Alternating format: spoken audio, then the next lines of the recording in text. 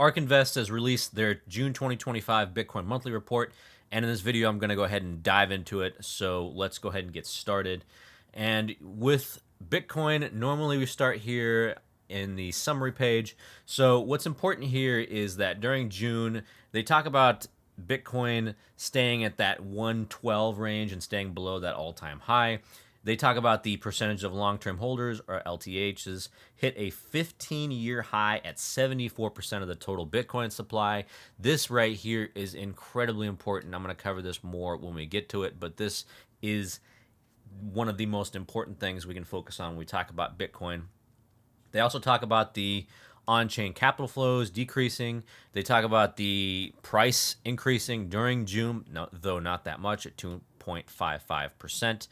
And the fact that there's been the macroeconomic, the resilient dollar, cooling inflation, and the pressured housing, how this is going to affect consumers in the U.S.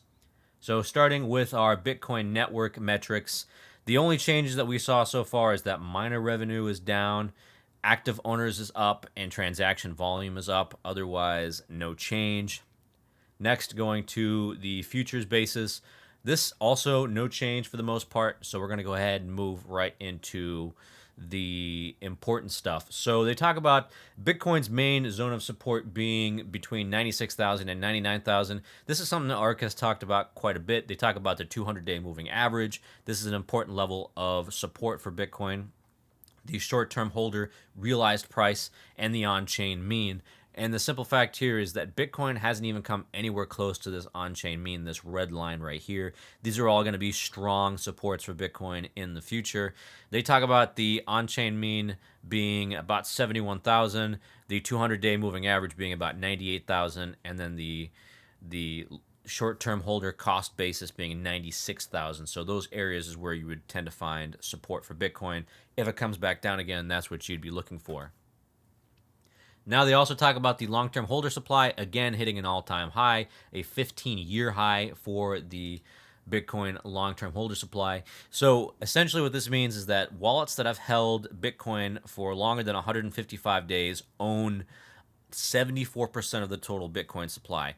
Now, why this is important? Because if these long-term holders hold this massive amount of the Bitcoin long-term holder supply, chances are they're not going to be selling, because if you held it for 155 days or longer, that means that you're probably in it for the long run and you're going to hold on to that Bitcoin and not sell it, at least not outside of all-time highs.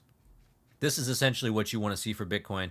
This is one of the reasons why the price has been so incredibly strong, is the fact that these long-term holders tend to buy and then hold on to it and then not sell. And then as more demand comes in, they wind up paying a higher and higher price for that Bitcoin coming off exchanges. This is incredibly bullish for Bitcoin.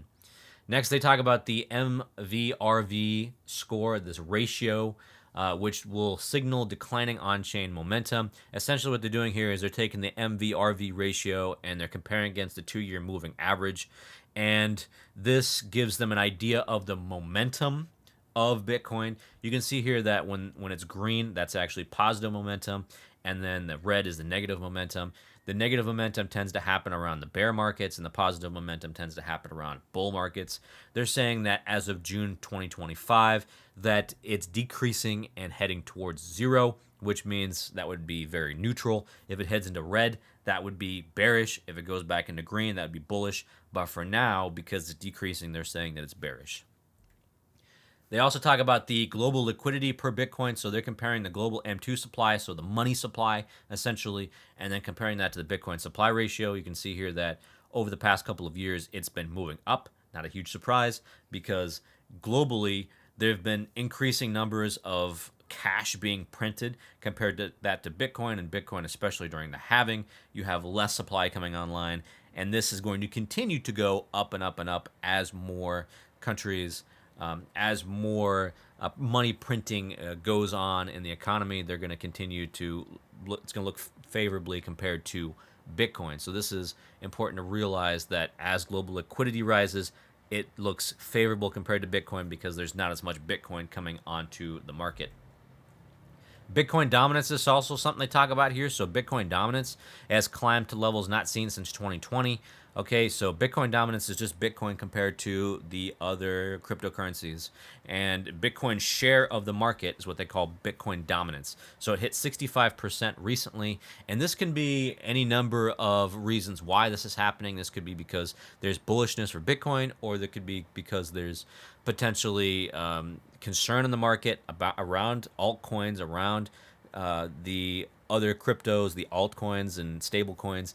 So you could have investors going to safe assets, which is Bitcoin, or you can just have Bitcoin bullishness, and that's the reason why these investors are owning more Bitcoin compared to other assets.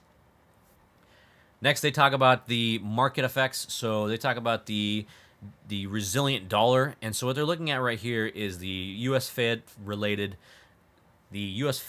trade weighted nominal broad dollar index, which is not the same as the US dollar index, which only compares the dollar to 6 developed market currencies.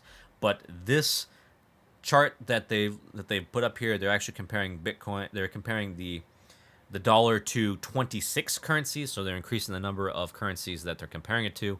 And essentially, they're saying that it's been incredibly strong over the past couple of years, and it continues to move up compared to all of these different currencies. Okay. Then they say the momentum behind disinflation is building. So this is positive. This is bullish in their opinion. The fact that the CPI is going lower, the consumer price index is going lower, that means that there's less inflation. And that also would mean that the Fed hopefully will be able to cut rates, which is positive for Bitcoin. And so they view this as a bullish indicator, the fact that the consumer price index has moved lower and inflation overall is moving lower.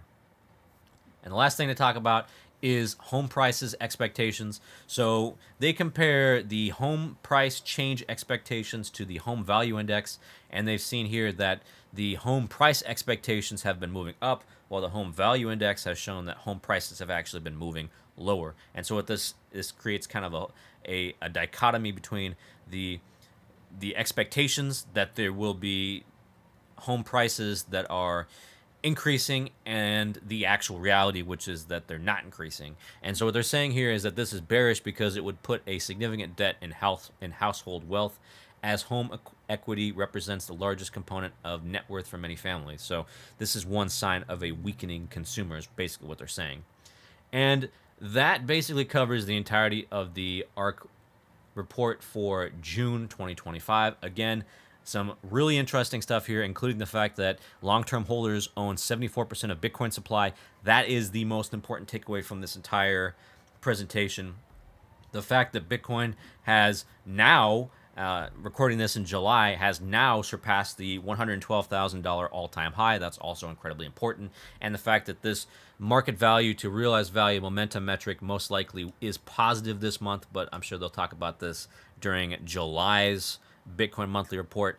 And if you guys are interested in seeing that, make sure you subscribe, make sure you like this video, make sure that you share this video, and I will be covering the July Bitcoin monthly report as well. But please go ahead and leave a comment below. Let me know what you guys like about this video, what you don't like about this video, what your expectations are going to be for the Bitcoin price moving forward. I'm Cody the Coin Raptor, and I hope to catch you guys in the next video.